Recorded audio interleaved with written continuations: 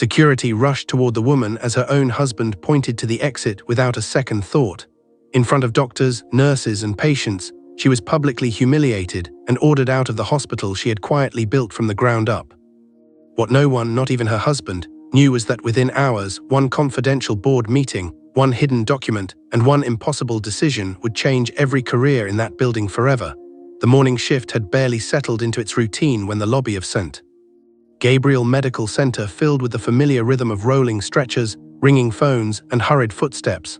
Nurses exchanged patient updates, doctors reviewed charts outside examination rooms, and families waited anxiously for news of loved ones. Among them walked Amelia Carter, dressed in the same simple navy blue administrative uniform she had worn for years.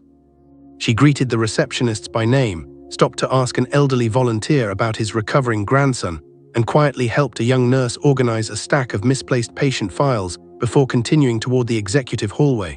Most employees knew Amelia as someone who treated everyone with respect regardless of their position. She never raised her voice, never demanded special treatment, and often stayed late to help departments struggling with staffing shortages. What almost no one knew was that her connection to the hospital ran much deeper than her employee identification badge suggested. Even fewer people knew that the hospital's recently appointed chief executive officer, Daniel Carter, was her husband. At work, they had agreed years earlier to keep their marriage private to avoid accusations of favoritism. They arrived separately, worked independently, and rarely spoke unless absolutely necessary during business hours. For years, the arrangement had worked, but success had changed Daniel in ways Amelia had quietly watched with growing concern. Since becoming CEO 6 months earlier, the pressure to impress the board had slowly transformed his leadership style. The calm, thoughtful man she had married was being replaced by someone determined to prove he was the strongest person in every room. That morning, he had already held 2 tense meetings and publicly criticized several department managers for declining patient satisfaction scores. As he walked through the administrative corridor with his executive team following behind, he noticed Amelia carrying a confidential folder toward the boardroom. His expression immediately hardened. "Stop right there," he said loudly enough for nearby employees to hear. Conversations throughout the hallway suddenly faded. Amelia calmly turned to face him, surprised by the sharpness in his voice. Daniel stepped closer and pointed at the folder in her hands. "Who authorized you to enter the executive boardroom with confidential documents?" he demanded. Amelia remained composed. "I'm delivering files that were requested this morning." Before she could finish explaining, Daniel interrupted. "Those documents are restricted. Hospital policy is very clear, and I won't tolerate employees ignoring security procedures." Doctors emerging from nearby offices stopped walking. Nurses gathered near the reception desk exchanged confused looks. Nobody had ever seen the CEO confront an employee this aggressively. Amelia lowered the folder slightly and answered in the same calm tone she always used. "Daniel, there's something you should know before you." He cut her off again, unwilling to let her finish. Determined to demonstrate that no employee was above the rules, he turned toward the security desk and raised his voice so the entire hallway could hear. "Security, escort this employee out of the building immediately. Her access badge is suspended until further notice." The words echoed through the corridor like a thunderclap. 2 security officers hesitated, clearly uncomfortable, but after exchanging uncertain glances, they slowly approached Amelia. The entire staff watched in stunned silence. Some nurses looked away in disbelief, while others whispered that the punishment seemed unusually harsh for someone known as one of the hospital's most trusted employees. Amelia glanced briefly around the hallway, not with anger but with quiet disappointment. She offered no argument, no public defense, and no attempt to expose the truth. Instead, she handed the confidential folder to one of the security officers and simply said, "Please make sure these reach the boardroom. They're expecting them." Then, with remarkable composure, she walked toward the main entrance between the 2 officers. Just before stepping outside, she paused, reached into her handbag and made a single phone call. Her voice remained steady. "Good morning," she said. "Please let the board know I'll be attending today's meeting after all. It's time they see everything for themselves." Inside the hospital, Daniel straightened his suit, convinced he had just demonstrated decisive leadership. He had no idea that the meeting scheduled to begin within the next hour would determine far more than the future of one employee. It would decide who truly held authority inside the hospital, and before the day was over, every person standing in that hallway would witness a truth that would change the institution forever. As the glass doors closed behind Amelia, An uneasy silence settled over the hospital.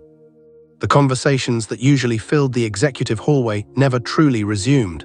Employees returned to their work, but the image of one of the hospital's most respected administrators being escorted out by security lingered in everyone's mind. Several nurses quietly questioned whether the punishment had been justified, while others chose not to say anything at all. In a hospital, rumors traveled faster than elevators, and within minutes every department had heard a different version of what had happened. Some believed Amelia had violated a confidential policy. Others insisted there had to be more to the story because she had built a reputation over the years for protecting hospital procedures rather than breaking them. The security officers who had escorted her outside felt no sense of accomplishment.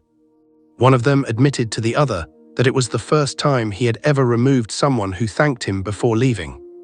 Instead of arguing or demanding an explanation, Amelia had simply smiled politely, wished them both a good day, and walked away with a calmness that felt strangely out of place after such a public humiliation. Inside his office, Daniel convinced himself he had done exactly what a strong chief executive was expected to do. Since taking charge of the hospital, he had become obsessed with one idea above everything else: authority.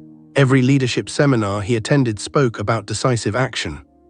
Every business magazine praised executives who acted quickly under pressure. Somewhere along the way, Daniel had confused confidence with control. He had started believing that a respected leader never questioned his own decisions in public, and that showing mercy could be mistaken for weakness. To him, this morning's incident was another opportunity to prove that no employee, regardless of seniority or personal history, would receive special treatment. What he failed to recognize was that true leadership requires understanding before judgment, something he himself had once believed deeply. Years earlier, Daniel had been a completely different man. He and Amelia had met during their residency years when both were struggling to build careers while carrying the weight of student loans and long overnight shifts. They fell in love not because of ambition or status, but because they shared the same dream of making healthcare more compassionate. After they married, they promised each other that no title or paycheck would ever matter more than treating people with dignity.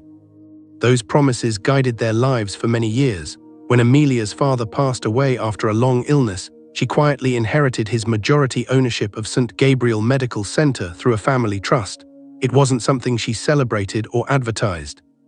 Her father had spent decades building the hospital into a place where patient care came before profit, and before his death, he asked Amelia to protect that mission without allowing wealth or ownership to define her. She honored his wish by leaving day-to-day operations to professional executives while continuing to work inside the hospital as an ordinary administrator. She believed the best way to understand an organization was to experience it from the same perspective as everyone else. Daniel knew Amelia's family had invested in hospitals years ago, but he had never asked questions about ownership because she never discussed it. As the hospital expanded and new investors joined the board, he assumed the institution belonged to a large corporate group like many other medical centers. When the board later promoted him to chief executive officer, he accepted the position believing it was entirely the result of his own performance. Amelia never corrected that assumption. She wanted his achievements to stand on their own, not be overshadowed by her family's influence. At first, Daniel remained humble, listening carefully to department heads and encouraging open discussion. But success has a way of testing character just as much as failure. The praise from consultants, invitations to executive conferences, and constant attention slowly changed him. He became more concerned with appearing powerful than with earning respect. Managers stopped challenging his decisions because they feared public criticism. Staff meetings turned into one-sided speeches instead of conversations. Employees who once felt comfortable sharing concerns now chose silence over honesty. While Daniel reviewed financial reports, convinced the morning's incident was already behind him, something unusual began happening elsewhere in the building. Members of the hospital's board of directors started arriving much earlier than scheduled. Their vehicles filled the executive parking area one after another, accompanied by legal advisors and corporate officers who were rarely seen outside annual meetings. Department heads noticed the unexpected arrivals and exchanged puzzled glances. The chairman walked through the lobby without speaking to anyone and headed directly toward the executive conference room. A few minutes later, his assistant approached the reception desk with an urgent question that immediately caught everyone's attention. "Has Ms. Amelia Carter arrived yet?" she asked. The receptionist looked confused. I thought she left the building. The assistant frowned, checked her watch and replied quietly, then we may have a very serious problem. The atmosphere inside the executive conference room was unlike anything the hospital had experienced in years. Normally, board meetings began with casual conversation over coffee before moving into discussions about budgets, staffing, and long-term planning. That morning, however, no one seemed interested in small talk. Thick folders had been placed neatly in front of every board member, but they remained unopened as everyone glanced toward the empty chair at the far end of the table. It was a seat that was rarely occupied, and even some of the newer executives had never asked why it was always reserved. Daniel entered the room carrying a tablet under one arm, still believing the day was unfolding exactly as he had planned. He greeted the directors with the confidence of a man who expected another routine meeting. As he sat down, he noticed several unfamiliar faces, including the hospital's outside legal counsel and the trustee who managed the Carter Family Foundation. Their presence struck him as unusual, but he assumed it had something to do with an upcoming expansion project. Before he could ask, the chairman closed the conference room doors and looked around the table with a seriousness that immediately changed the mood. Before we begin today's agenda, he said, there is one matter that must be resolved first. Every conversation stopped, even the sound of papers being shuffled disappeared. Daniel leaned back in his chair, unaware that the next few minutes would completely rewrite everything he believed about his position in the hospital. The chairman glanced toward his assistant, who quietly stepped outside the room. Less than a minute later, the doors opened again. Every head turned at once. Amelia walked inside wearing the same navy blue uniform she had been wearing when security escorted her from the building less than an hour earlier. She showed no anger, no desire to embarrass anyone, and no sign that she had rushed back after what had happened. She simply entered with quiet confidence and took her place in the empty chair at the end of the table. Daniel stared at her in disbelief. For several seconds, he couldn't understand why no one questioned her presence. Instead of asking her to leave, every member of the board stood to greet her. Several even shook her hand before taking their seats again. The chairman smiled respectfully and said, "Thank you for coming, Ms. Carter. We appreciate you making time for us." Daniel looked from one director to another, expecting someone to explain what was happening. Nobody did. The room remained silent until the chairman slid a leather-bound folder across the polished table toward Daniel. "I think it's time you reviewed the hospital's original ownership records," he said calmly. Daniel opened the folder without concern, but the confidence on his face disappeared almost immediately. The first page contained the original incorporation documents for St. Gabriel Medical Center. The second listed the hospital's controlling shareholders. At the very top of the page, holding a majority ownership interest through the Carter Family Foundation, was a name he knew better than anyone else: Amelia Carter. He blinked once, then again, convinced he had misunderstood what he was reading. He flipped through more pages, hoping to find an explanation that would make sense of the impossible situation unfolding before him. Instead, every document confirmed the same fact: the trust established decades earlier by Amelia's late father had never been dissolved. She had inherited controlling ownership years before Daniel ever became chief executive officer. Every CEO appointed during the hospital's modern history had technically served with the approval of the foundation she represented. Even his own employment contract contained a clause requiring final authorization from the majority ownership group. He had signed it years earlier without paying attention to the legal language. Now those overlooked pages suddenly carried enormous weight. Daniel slowly raised his eyes from the documents and looked toward Amelia. His voice was barely audible. "Why didn't you ever tell me?" he asked. Amelia held his gaze without anger. "Because I wanted you to succeed because of your abilities," she answered softly, "not because of my family's name." No one interrupted. The silence in the room was heavier than any argument could have been. She continued, "When the board considered you for CEO, I stayed out of every discussion. I didn't vote. I didn't recommend you. I wanted every director to judge your qualifications fairly. I believed the man I married would lead this hospital with integrity, compassion, and humility. For a long time, I believed that's exactly what you were doing." Daniel lowered his eyes. Every decision he had made over the past 6 months began replaying in his mind. The department heads he had publicly criticized, the employees he had dismissed without listening. The culture of fear that had quietly replaced the collaboration the hospital was once known for. Worst of all, he remembered the scene in the hallway only an hour earlier, when he had ordered security to remove the woman who had spent years protecting the very institution he claimed to lead. The chairman finally broke the silence. "Mr. Carter, today's meeting was originally scheduled to review the hospital's annual strategic plan. Instead, we have been forced to address a far more serious issue. He paused before continuing. Several board members personally witnessed the incident this morning through security footage. Before making any decisions, we wanted the full context. One of the directors leaned forward. "This isn't about ownership," she said firmly. "It's about judgment."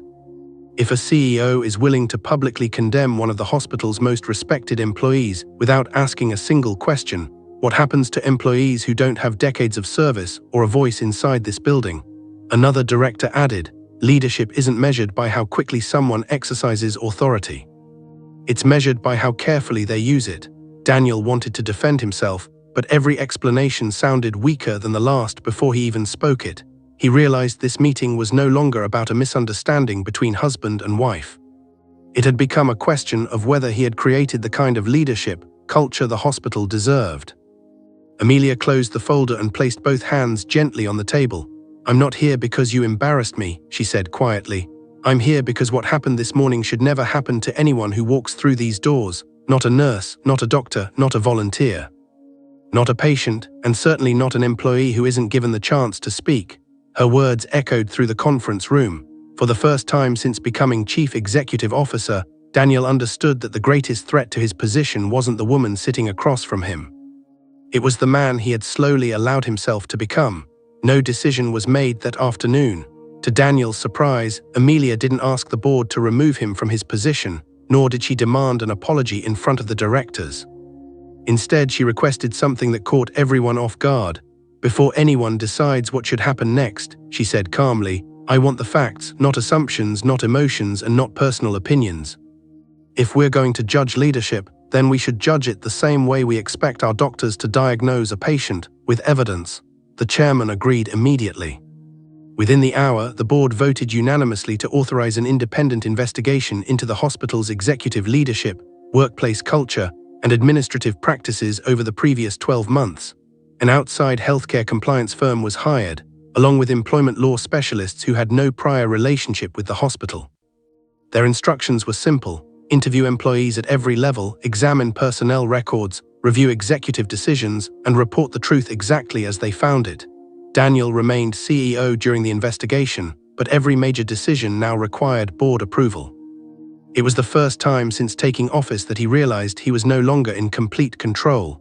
Over the following 3 weeks, investigators quietly moved through every department in the hospital. They spoke with surgeons, nurses, pharmacists, receptionists, laboratory technicians, maintenance workers, security officers, and even volunteers who had served the hospital for decades. Each interview revealed another small piece of a much larger picture.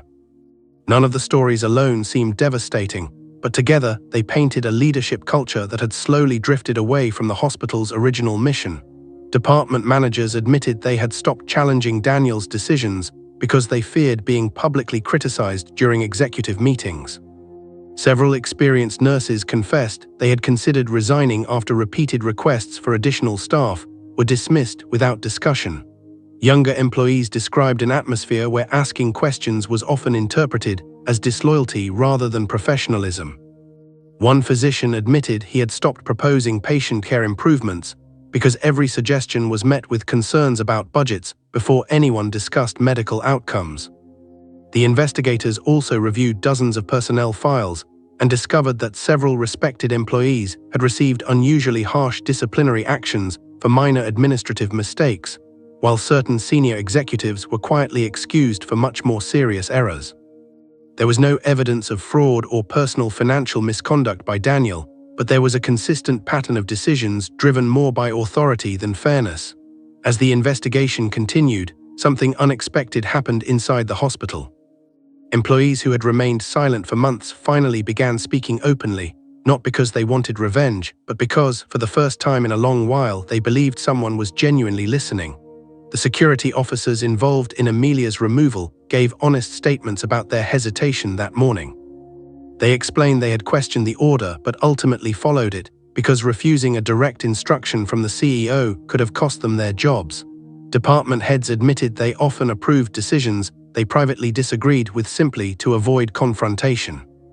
Even members of Daniel's own executive team acknowledged that the culture had gradually shifted from collaboration to fear. Every interview carried the same underlying message. The hospital had not become unsafe because of one dramatic incident. It had slowly changed through dozens of small moments when people chose silence instead of honesty. Daniel received copies of the preliminary findings before they were presented to the board. Late one evening, he sat alone in his office reading page after page of employee testimony. There were no insults, no personal attacks, and no exaggerated accusations. Instead, he found thoughtful observations from people who had once admired him. One nurse wrote that she missed the administrator who used to visit patient rooms simply to ask families how they were doing. A senior physician recalled the younger Daniel who encouraged disagreement because he believed better ideas came from open discussion. Another employee wrote a sentence that Daniel read several times before quietly setting the report down. "We didn't stop respecting our CEO because he made one mistake. We stopped recognizing the man he used to be." Those words stayed with him long after the office lights dimmed, because for the first time since entering the boardroom, he realized the investigation wasn't exposing a single bad decision. It was revealing how gradually success had changed his character without him ever noticing. A week later, the board of directors gathered one final time to announce its decision. Every executive, department head, and senior physician was present, knowing the outcome would shape the hospital's future. After reviewing the independent investigation, the chairman stood and confirmed that Daniel would be removed from his position as chief executive officer, effective immediately. The room remained silent as Daniel slowly rose from his chair, accepting the decision without protest. Before the meeting could end, Amelia asked to speak. Looking around the room, she said, "Leadership isn't about proving who's in charge. It's about earning the trust of the people who count on you every single day." She then turned to Daniel and, instead of seeking revenge, offered him one final opportunity. If he truly wanted to become the leader he once dreamed of being, he could remain at the hospital, not as CEO, but as an administrative manager working alongside the same employees he had once overlooked. There would be no special treatment, no executive office, and no shortcuts back to authority. Daniel quietly accepted, admitting that he had spent months chasing power while forgetting the purpose of serving others. Over the following year, the hospital regained its culture of respect, teamwork, and compassion. Employees once again felt heard, patients noticed the difference, and Daniel slowly rebuilt the trust he had lost, not through his title but through his actions. In the end, everyone was reminded that real leadership is never inherited, appointed, or demanded. It is earned one decision at a time. Titles can give someone authority, ownership can give someone power, but character is what determines whether either one is deserved.